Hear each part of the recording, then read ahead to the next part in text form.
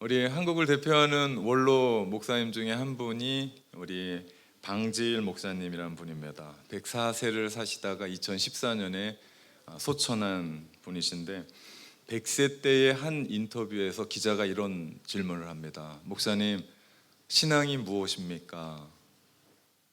그랬더니 박 목사님이 이런 대답을 하세요. 신앙은 항복하는 것입니다. 내가 들고 있는 총과 칼을 내려놓고 하나님께 항복하는 것입니다. 그때 기자가 또 한 번 묻습니다. 그러면 총과 칼은 무엇입니까? 그랬더니 박 목사님이 그런 말씀하세요. 내 주관으로 하나님을 믿는 것, 내가 안전판이라고 여기고 붙잡고 있는 것, 그것들을 내려놓는 것이 신앙생활입니다 라고 말합니다. 그렇습니다. 신앙생활은 하나님 앞에 항복하는 거예요. 오늘 그 자리가 바로 우리 예배의 자리입니다. 이 예배는요, 우리 하나님 앞에 항복을 표현하는 자리입니다. 오늘 본문 로마서 12장 1절 말씀에 보면 우리 한번 같이 읽어볼까요? 그러므로 형제들아, 내가 하나님의 모든 자비하심으로 너희를 권하노니 너희 몸을 하나님이 기뻐하시는 거룩한 산 제물로 드리라. 이는 너희가 드릴 영적 예배니라. 아멘. 우리 영적 예배에 대해서 얘기해요. 이 영적 예배는 오늘 우리가 시간을 지켜 드리는 이 예배뿐만 아니라 우리의 삶의 예배를 얘기합니다. 지난번 얘기했던 것처럼 우리의 언어 하나하나, 몸짓 하나하나, 행동 하나하나, 그 모든 예배가 영적인 예배입니다. 이 예배를 누가 드리나? 우리 로마서는 16장으로 구성되어 있습니다. 1장부터 11장까지 구원의 도리에 대해서 얘기해요. 그러면서 12장부터는 그 구원받은 하나님의 백성들이 어떻게 살아야 되는지를 말씀합니다. 그 어떻게 살아야 되는지를 말씀하면서 시작된 오늘의 본문이 그러므로입니다. 다시 말하면 누가 영적인 예배를 드리고 사느냐? 그는 예수 그리스도로 말미암아 의롭게 된 사람, 하나님의 구원을 받은 사람들 모두는 영적인 예배자다. 아니, 영적인 예배자로 살아야 된다는 얘기입니다. 또 하나는 오늘 본문 이 말씀을 그대로 보면 하나님의 모든 자비하심으로, 우리 이 자리에 하나님의 모든 자비하심으로 그 사랑으로 우리는 구원받은 사람들입니다.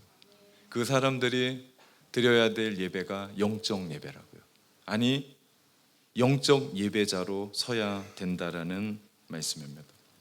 오늘 이 본문에서 주목하고 싶은 말씀이요, 산 제물입니다. 산 제물이 된다는 것은 하나님의 뜻에 나의 모든 전부를 맡기는 겁니다. 다시 말하면 하나님 앞에 항복하는 거예요.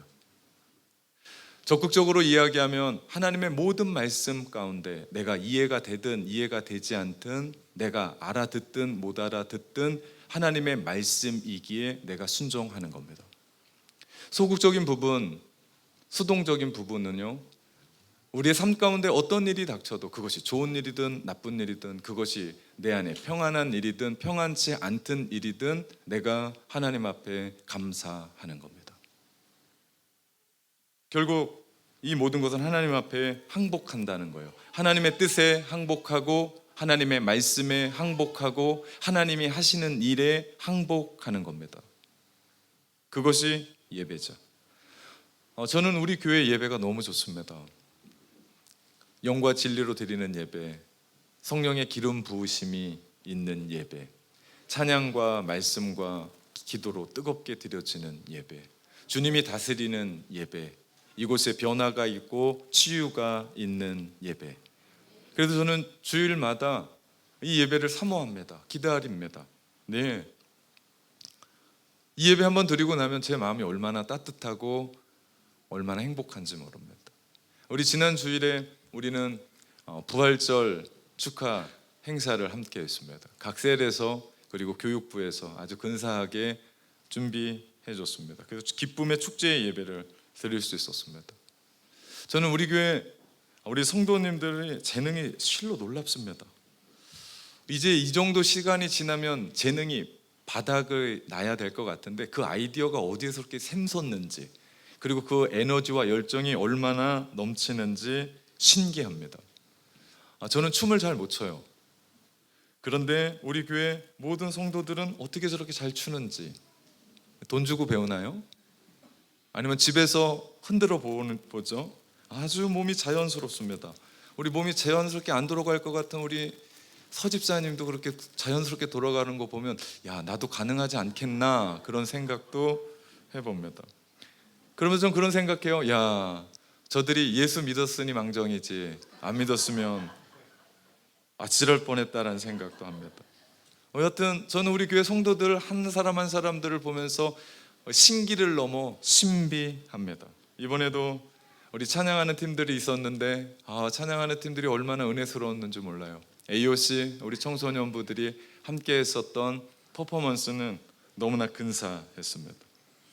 우리 지난 주일에 우리 교회에 두 분의 예수님이 오셨더랬습니다.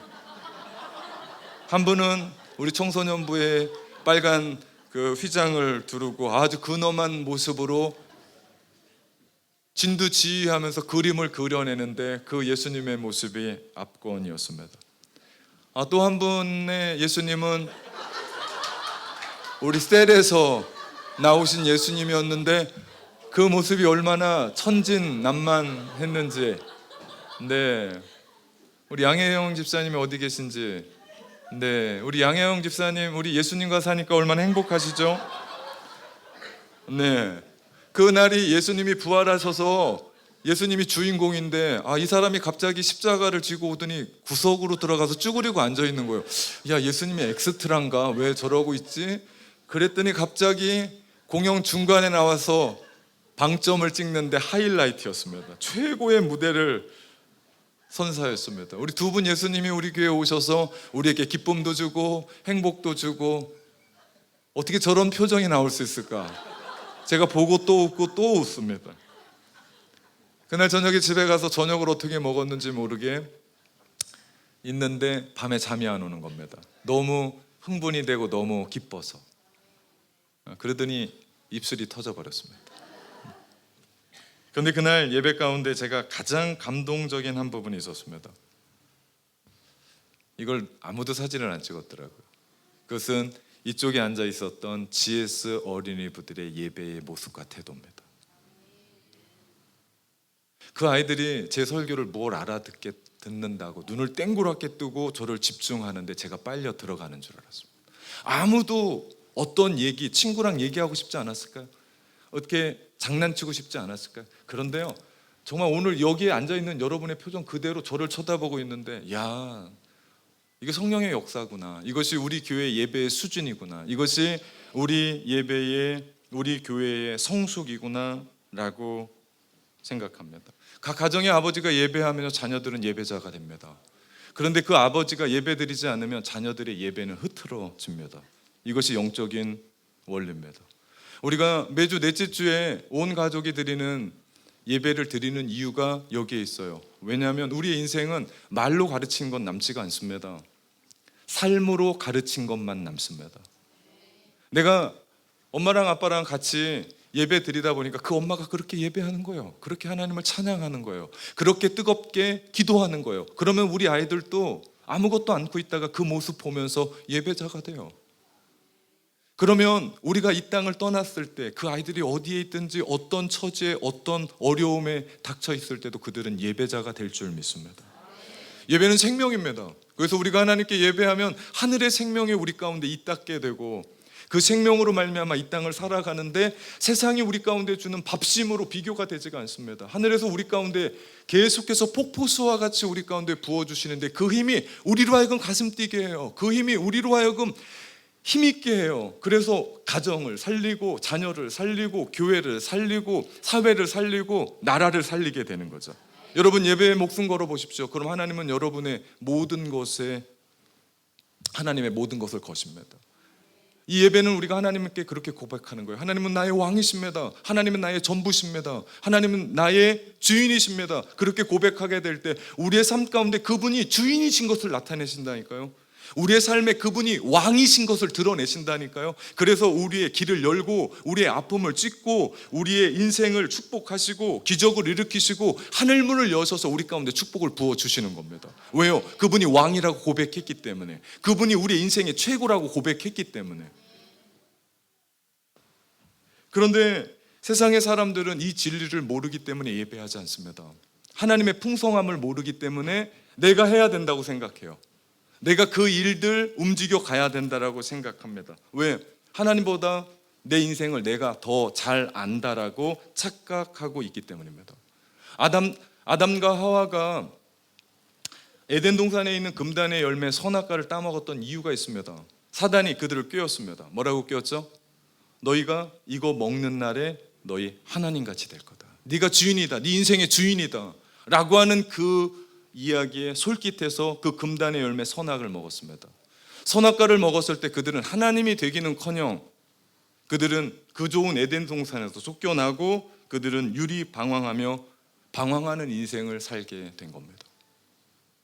우리 인생에 하나님 계실 때 우리의 인생은 질서 있고 바른 길 걸어가지만 우리의 인생에 하나님 없으면 우리 인생은 뭘 다 가지고 있어도 어떤 일 아무리 엄청난 일들을 이루어가도 인생은 유리방황할 수밖에 없으며 그 인생의 마지막은 안타까움입니다.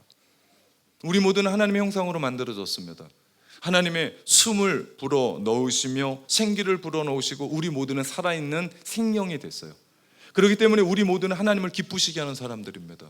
그래서 우리는 이렇게 하나님을 예배하는 사람들이 됐습니다. 우리의 삶에 뭔가 좀 부족하고 우리의 삶에 내가 좀 병약하고 내가 하는 일이 좀 풀리지 않고 안타깝고 힘이 들어도 우리에게 가장 중요한 것은 내가 오늘 하나님을 예배하고 있다는 사실인 줄 믿습니다. 이 예배 시간에 두 손을 듭니다. 무슨 얘기입니까? 내가 하나님 앞에 모든 걸 항복합니다. 오늘 우리 예배 드리면서 하나님 앞에 고개를 끄덕이며 아멘합니다. 내가 그 말씀대로 살겠습니다. 결단합니다. 무슨 얘기입니까? 내가 가지고 있는 것 기득권 내려놓고 내가 하나님 앞에 항복합니다. 이것이 예배입니다. 하나님의 말씀이 맞습니다. 하나님의 진리가 맞습니다. 주님이 행하시는 것 맞습니다. 내가 주님만을 의지합니다. 내가 항복한다라는 것은요, 나의 기득권, 내가 가지고 있었던 내 생각, 고집, 아집 내려놓고 하나님 것을 받아들이겠다라고 하는 표현입니다. 이것이 예배요, 이것이 항복이죠. 그런데 우리가 이렇게 말로만 쉽게 풀어가면 좋은데 우리의 삶에는 이렇게 우리의 삶을 온전히 내어 맡기게 하지 못하는 요소들이 있습니다. 그 중에 하나가 두려움이에요. 우리의 삶이 두려우면요, 우리가 하나님 앞에 나오지 못합니다. 하나님이 두려워서가 아니라 내 삶에 두려움이 엄습하면 내가 하나님을 예배하지 못해요. 왜? 내가 돈을 벌어야 돼요. 두려우니까. 내 미래를 위해서. 내가 일해야 돼요. 왜? 내 인생을 나보다 더 잘 알기 때문에. 여러분 그거 압니까? 우리가 하나님 안에서 멀어지면 멀어질수록 우리 가운데 두려움은 더 많아집니다. 이때 두려움을 이길 수 있는 방법은 우리가 하나님 앞에 그 빛 앞에 서는 겁니다. 그럴 때 두려움은 사라지고 우리의 삶 가운데 놀라운 일들이 우리 가운데 있게 되죠. 또 하나는 교만입니다. 교만이요, 우리가 하나님을 예배하지 못하게 해요. 왜? 내가 내 인생의 주인인데 어떻게 하나님을 예배합니까? 나를 예배해야지. 또 하나는요, 복잡한 혼란입니다. 이 부분이 우리를 예배하지 못하게 합니다. 이 모든 이 세 가지를 끊고 해결하고 하나님 앞에 내 자신을 내려놓고 내가 하나님을 예배할 수 있는 방법이 있습니다. 제가 세 가지를 얘기합니다. 첫째, 하나님만을 신뢰하십시오. 우리가 하나님을 신뢰한다는 것은 내 자신을 내어드리고 내가 항복할 때 꼭 필요한 겁니다. 여러분, 사람이 제일 먼저 두려움을 느꼈을 때가 언제인 줄 아십니까? 맨 처음의 두려움. 원래 사람에겐 두려움이 없었습니다. 그것은 바로 선악과를 따먹고 하나님이 부르시는 그 부름을 피해서 나무 뒤에 숨었을 때 그들 마음 가운데 엄습해왔던 것이 두려움이었습니다. 사단의 유혹으로 죄를 지은 인간이 처음 두려워서 자신의 부족함, 자신의 연약함, 자신의 수치, 자신의 부끄러움 가리기 위해서 그 두려움 때문에 숨었습니다. 여러분, 하나님을 떠났을 때 우리 가운데 두려움이 찾아온다고요. 여러분, 그냥 두려운 게 아니에요. 지진이 두려운 게 아닙니다. 돈이 없는 게 두려운 게 아니에요. 병이 두려운 게 아닙니다. 세상이 두려운 게 아니에요. 내 안에 하나님을 신뢰하는 마음이 바닥을 칠 때 우리의 삶 가운데는 두려움이 몰려오더라. 그런 우리를 너무나 잘 아셨던 하나님께서 손수, 그 나뭇잎으로 가리었었던 그래서 이게 말라 비틀어지고 해가 떠오르니까 말려 돌아갔었던, 그래서 수치를 가리지 못했던 그들에게 가죽옷을 입혀주십니다. 이 가죽옷은 하늘에서 뚝 떨어진 게 아니에요. 가죽이 있기 위해서는 짐승을 잡아야 됩니다. 피를 흘려야 됩니다. 다시 말하면 가죽옷은 예수 그리스도를 상징합니다. 우리의 부끄러움을 가리기 위해서 예수 그리스도께서 우리의 수치와 우리의 부끄러움을 대신 지시고 십자가에서 못 박히셨죠. 그분이 우리의 수치와 우리의 부끄러움을 가려주셨습니다. 우리는 이제는 두려움이 없습니다. 이제는 우리에겐 수치가 없습니다. 부끄러움이 없습니다. 누가 손가락질 할 수가 없습니다. 우리는 죄와 사망의 법에서 해방함을 받은 사람들. 그런데 세상은 우리로 하여금 계속해서 손가락질합니다. 너 왜 그러냐? 너 왜 그런 모양이냐? 라고 얘기합니다. 가죽옷은 복음입니다. 왜냐하면 내가 그 가죽옷을 입기 위해서 짐승을 잡은 것도 아니고 피를 흘린 것도 아니에요. 그 모든 절차를 하나님이 다 하셨습니다. 내가 한 건 아무것도 없어요. 우리가 해야 될 일은 더 이상 두려워하지 말고 우리 가운데 입혀주신 가죽옷 예수 그리스도로 옷 입고 우리가 하나님 앞에 담대하게 나가면 됩니다. 그것이 이 예배의 자리 아닙니까? 이 자리에 나와서 부끄러운 사람이 있어요? 이 자리에 나와서 과거에 어제 그 일들 때문에 힘들어하는 사람이 있습니까? 아니요. 저는 여러분에게 그 예수 그리스도, 우리가 믿는 예수 그리스도, 그분을 신뢰하는 것, 우리가 무엇을 믿습니까? 그분이 나를 위해, 나의 죄를 위해 십자가에 못 박혀 죽으심으로 우리는 죄사함을 입었다는 사실입니다. 로마서 5장 8절에 성경은 이렇게 말합니다. 우리가 아직 죄인 되었을 때, 우리가 하나님 앞에서 한 일이 아무것도 없다는 거예요. 우리가 아직 죄인 되었을 때, 우리가 선하게 살려고 노력한 것도 아니에요. 우리가 하나님 보시기에 합당한 삶을 사는 것도 아니에요. 우리가 죄인 되었을 때 그리스도께서 우리를 위하여 죽으심으로 하나님께서 우리에 대한 자기의 사랑을 확증하셨습니다. 이게 복음입니다. 내가 하나님을 위해 살기 위해서 교회를 다니다가 주님이 우리를 위해 죽으신 게 아니고, 내가 선인으로 하나님이 원하셨던 그 삶을 살아내기 위해서 누군가를 도와주기 위해서 내가 살다가 내가 하나님이 나를 위해 죽으신 게 아니고 나는 그냥 쇳덩어리로 세상에 밑바닥 인생을 살았는데, 나는 아무것도 하지 않았는데 그분이 그리스도가 나를 위하여 십자가에 나 대신 죽으심으로 하나님의 사랑이 얼마나 뜨거운지, 그 하나님의 사랑이 우리 가운데 얼마나 빛비춰 주셨는지를 보여주신 사건, 우리가 그 주님을 신뢰합니다. 그럴 때 요한일서 5장 18절, 사랑 안에 두려움이 없고 온전한 사랑이 두려움을 내어 쫓는다고 말씀하십니다. 온전한 그 사랑이 두려움을 내어 쫓습니다. 그 사랑, 십자가에서 우리를 용서하시고 모든 인류를 구원하셨던 그 예수 그리스도의 그 십자가의 사랑, 나무 뒤에서 숨어서 벌벌 떨고 있었고 수치를 당하고 부끄러움 때문에 어떻게 할 수 없었던 우리 대신 십자가에서 죽으셨으므로 우리는 두려움을 이기고 우리는 온전한 행복함으로 하나님 앞에 나아갈 수 있는 존재가 되어지는 줄 믿습니다. 둘째, 겸손하십시오. 우리가 완전히 행복하기 위해서는 나의 한계를 느껴야 됩니다. 그런데 내가 온전히 하나님 안에서 한계를 느끼지 못하는 것, 내가 온전히 드려지지 못하게 만드는 것이 교만이라고 얘기했습니다. 이 교만은 내가 하나님이에요. 내가 하나님인데 누구한테 예배를 드리겠습니까? 나한테 예배를 드려야 되죠. 그래서 나에게 있는 시간 나를 위해 씁니다. 나에게 있는 물질 나를 위해서만 써요. 내가 안락하고 내가 편안하면 됩니다. 왜? 내가 주인이니까. 그런 사람에게 특징은 전지전능해야 돼요. 그 사람이 주인이려면, 그 사람이 하나님이려면. 근데 우리가 어떻게 전지전능합니까? 우리가 모든 걸 어떻게 다 알아요? 우리가 모든 걸 어떻게 다 합니까? 우리는 능력이 무한하지 않습니다. 너무나 유한하고 너무나 제한적이에요. 우리의 생명도 우리의 시간도 한계가 있습니다. 우리는 살 만큼만 살아요. 더 이상 못 삽니다. 주님 부르시면 가야 돼요. 우리의 육신도 예전 같지 않아요. 40대가 다르고 50대가 달라요. 60대는 더 다르대요. 여러분 머리에 나는 새치 하나 우린 막을 수가 없습니다. 우리 인간은 만물의 영장이라고 얘기하는데 내 머릿속에 나는 그 새치 하나, 우리의 능력은 뭐예요? 그 새치 뽑을 수는 있는데 나는 걸 막지는 못합니다. 우리의 지능, 우리의 두뇌는 어때요? 한계가 있어요. 제가 요즘 그래요. 설교하려고 혹은 무슨 일하려고 컴퓨터를 부팅하는 그 시간, 제 컴퓨터가 SSD가 장착되어 있는 아주 빠른 컴퓨터입니다. 부팅 시간이 늦어야 20초도 안 되는 그 시간에 제가 앉아서 부팅하고 있는 그 상황에 내가 컴퓨터를 왜 켰지? 제가 이 지경이 돼버렸습니다. 제가 너무 이른 나이에 목회를 빨리 시작했던 것 같아요. 이러면 안 되는데 우리의 한계가 그렇게 있어요. 우리는 사회적인 한계, 직장의 한계, 건강의 한계, 우리는 사회적인 한계, 바이러스의 문제들도 한계 아닙니까?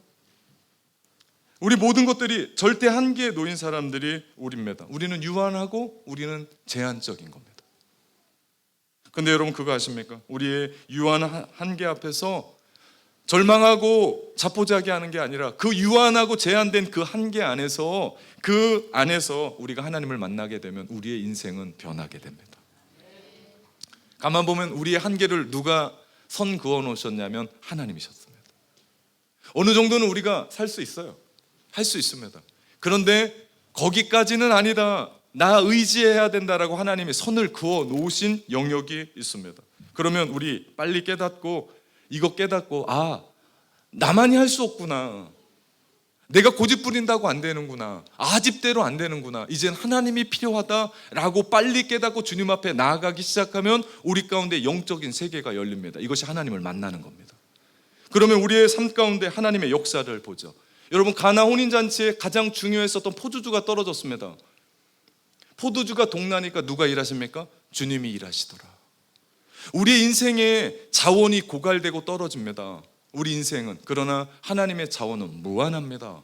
그렇기 때문에 여러분 곧 떨어질 것 같은 그 자원 가지고 불안해하고 떨고 두려워하지 말고 하나님 앞에 나아가서 영원하고 무한하신 그 자원으로 우리 가운데 채워주시도록 하나님 앞에 항복합시다. 그럴 때 하나님이 여러분을 사용하십니다. 왜 예수를 믿는데도 우리 가운데 능력이 나타나지 않나? 왜 예수를 믿는데도 나는 그 삶 그대로를 살아가나? 이유가 있습니다. 내가 하나님 앞에 항복하지 않아서 그렇습니다. 내가 지금 붙잡고 있는 그거 한 가지, 마지막 그거 한 가지 주님은 내려놓기를 기다리십니다. 내가 두 손, 두 발 다 들을 때 주님은 나의 부족한 이 삶을 통해서 하나님이 능력 있게 하나님의 무한한 능력으로 사용하실 줄 믿습니다. 이것이 하나님의 전능하심, 능하심, 하나님의 위대하심을 우리 가운데 나타내는 거죠. 셋째, 항복한다는 것에 대한 진정한 의미를 깨달아야 돼요. 우리가 항복한다라는 얘기는 사람들이 싫어합니다. 복종도 싫어해요 요즘은. 근데 항복하라 진짜 싫어합니다. 사람들이 항복을 게으름이나 자기 포기나 겁쟁이나 비이성적인 것으로 생각합니다.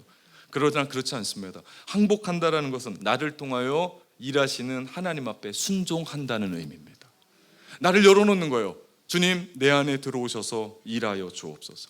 하나님의 살아계신 그 일들, 그렇기 때문에 우리가 이 예배 가운데 주님이 우리의 왕이십니다라고 고백하면 우리의 삶 가운데 주님이 왕이신 것을 우리의 삶을 통해서 드러내신다니까요. 이 고백을 하지 않으면 내 삶 가운데 나는 죽어라고 일만 하다 끝나요. 여러분 이제는 시간이 없어요. 깨달으셔야 돼요. 이제는 얼마 남지 않았습니다. 하나님이 여러분 인생 가운데 일하실 수 있도록 여러분의 마음을 여십시오. 그리고 하나님 앞에 항복하십시오. 이제 내가 알았습니다. 내가 하나님 앞에 항복합니다. 우리 가운데 들어오셔서 일하여 주십시오. 우리가 몸부림쳐야 돼요. 왜 그런 줄 아십니까? 이 항복한다라는 것이 만만치 않기 때문입니다. 중요한 것은 우리가 그분을 알아가는 거예요. 하나님이 어떤 분인지를 알게 되면 우리는 자연스럽게 항복하게 되고 항복한 만큼 하나님은 우리를 통해 사용하십니다. 하나님의 사랑을 알게 될 때 우리는 그리스도 십자가 앞에서 우리 자신을 내려놓게 됩니다. 그럴 때 하나님은 진정으로 우리 한 사람 한 사람을 사용하시죠. 우리를 사용할 때는 때가 돼야 되는 겁니다. 그 때는 다른 때가 아닙니다. 하나님 나의 모든 것 내려놓습니다. 지금까지 화려했었던 성공 내려놓습니다. 지금 내가 붙잡고 있었던 거 이거 아니면 죽습니다. 내가 붙잡고 있었던 거 내려놓습니다. 그리고 하나님 앞에 항복합니다. 하나님 내 인생을 사용하여 주옵소서. 그럴 때 하나님이 여러분의 인생, 여러분의 자녀를 사용할 줄 믿습니다. 하나님이 왜 우리 가운데 이렇게 항복하라고 말씀하시나? 이유가 있습니다. 항복할 때 우리 가운데 주시는 축복이 있기 때문입니다. 이것도 세 가지인데요. 첫째, 우리가 하나님 앞에 항복하게 되면 하나님이 우리 가운데 자유와 평안을 주십니다. 마태복음 11장 28절 말씀해 보니까 수고하고 무거운 짐진 자들아 다 내게로 오라. 내가 너희를 쉬게 하리라. 수고하지 않는 사람이 있습니까? 무거운 짐 안 지고 있는 사람이 있습니까? 제가 각 가정들 신방하다 보면 크고 작은 문제, 크고 작은 수고들, 짐진 사람들이 답니다. 눌러랄라 인생 사는 사람은 아무도 없습니다. 하나도 없습니다. 그 삶에 우리 주님이 주시는 진정한 쉼, 주님이 이거 주시려고 우리 가운데 항복하라고 말씀하시는 겁니다. 이제 너 쉴 때가 됐다는 겁니다. 은퇴가 아닙니다. 주님 안에서 우리 가운데 주시는 영원한 자유, 다른 것의 두려움 때문에 내가 위축되어 있고 다른 사람의 시선 때문에 내가 못하고 있는 것이 아니라 주님 때문에 내가 주님 안에서 이루어가는 자유, 다 갖고 있는 것 같은데 내 마음이 평안하지가 않습니다. 모든 것 이루어가고 있는 것 같은데 내 마음이 불편합니다. 그런데 우리가 주님 앞에 나아가 주님 앞에 항복하기를 시작할 때 주님께서 우리 가운데 주시는 풍성한 것들로 맞게 되는 하늘의 샬롬의 평화, 여러분 이거 맛봐야 됩니다. 그래서 우리가 하나님 앞에 예배하는 겁니다. 이건 그 어떤 것과도 바꿀 수가 없는 겁니다. 예배 들어가기 전에 한 성도와 대화를 했습니다. 취직을 했답니다. 너무 잘 됐답니다. 주일을 쉬기로 저희는 그거 아니면 안 하는 겁니다. 얼마나 아름다운 얘기입니까? 제가 그 얘기를 들으며 감동을 받았습니다. 그렇구나, 돈보다 주님이고 세상이 주는 안위보다 주님이 주시는 평안이고 세상이 그 어떤 높은 명예보다 주님이 우리 가운데 주시는 자유를 누리는 삶. 그래서 우리 주님께서 우리 가운데 얘기하는 겁니다. 너의 것들 포기해야 된다. 항복해야 된다. 그럴 때 하나님이 여러분에게 주시는 자유와 평화를 누리시기를 주님의 이름으로 축복합니다. 두 번째, 우리가 하나님께 항복하게 될 때 우리는 주님의 능력을 경험하게 돼요. 아까 말씀드렸습니다. 왜 우리의 삶 가운데 남은 능력이 나타나는 것 같은데 내 삶은 능력이 나타나지 않나? 이유가 있습니다. 항복하지 않아서 그래요. 바울이 그걸 깨달았습니다. 에베소서 1장 18절 19절 말씀에 보니까 바울이 항복했을 때 부르심의 소망이 무엇인 줄 알았습니다. 바울은 항복했을 때 기업의 영광의 풍성함이 무엇인 줄 알았습니다. 바울이 항복했을 때 그 힘의 위력으로 역사함을 따라 하나님이 베푸시는 능력이 무엇인지를 그가 깨달았습니다. 그래서 에베소 성도들을 위해서 자신의 간증을 하면서 에베소 성도들이 하나님이 이런 은혜 가운데 가득하게 해달라고 그가 두 손을 들고 기도하는 간구의 이야기입니다. 스스로 의 힘으로 살 때보다 하나님 앞에 항복했더니 하나님이 주셨던 영적인 능력의 힘이 무한했기 때문에 사도 바울이 그렇게 기도한 겁니다. 동일합니다. 우리도 하나님 앞에 항복했을 때 바울의 고백 그대로 하나님의 힘의 위력의 역사하심에 따라 우리 가운데 베푸시는 하나님의 능력이 우리의 삶 가운데, 우리의 자녀들 가운데, 여러분의 가정 가운데, 교회 가운데 넘치게 될 줄 믿습니다. 마지막 세 번째입니다. 우리가 하나님 앞에 항복하게 될 때 우리는 더 강해집니다. 고린도후서 11장 12장 10절에 보니까 바울은 이렇게 고백합니다. 이는 내가 약한 그때의 강함이라. 여러분, 우리가 약함을 인정할 때요, 하나님 안에서 하나님의 강하심을 보게 됩니다. 이게 항복 아닙니까? 그런데 세상에서 우리가 약함을 드러내면 세상은 우리 가운데 손가락질합니다. 세상은 그것을 꼬투리 잡아서 우리를 끌어내립니다. 그것을 경험했던 사람들이 하나님 앞에 나와서 약점을 얘기하지 못하는 거예요. 약함을 내려놓지 못합니다. 그런데 우리가 하나님 앞에서는 하나님, 내가 약합니다. 하나님, 나는 할 수 없습니다. 하나님, 나는 마른 막대기와 같은 사람입니다. 지금 이렇게 살아왔었던 것 하나님의 은혜입니다 라고 주님 앞에 나아갈 때 그 약함이 우리 인생의 강함이 되는 줄 믿습니다. 우리가 하나님 앞에 항복하게 되면 우리 인생은 행복하게 됩니다. 그런데 이거 아십니까? 우리가 하나님 앞에 항복하지 않으면 우리는 그 누군가의 무언가에 항복하게 되어 있습니다. 사람에게, 물질에게, 탐욕에게, 쾌락에게, 욕망에게. 그렇게 되면 인생은 불행해집니다. 오늘 말씀을 들으면서 여러분 마음 가운데 가지는 생각이 무엇입니까? 스스로 살려고 했었던 것들, 내 힘으로 발버둥 쳤던 것들, 부질없다라는 생각이 들지 않습니까? 이 종이는요, 이 종이 한 장은요, 아무것도 아니에요. 그냥 찢어집니다. 아무것도 아니에요. 바람 불면 날아갑니다. 근데 이 종이가 부서지지 않는 벽에 떡하니 붙어 있으면, 이 벽이 무너지지 않는 이상 이 종이는 찢어지지도 않고 날아가지도 않습니다. 우리 인생도 마찬가지입니다. 우리 인생 아무것도 아니에요.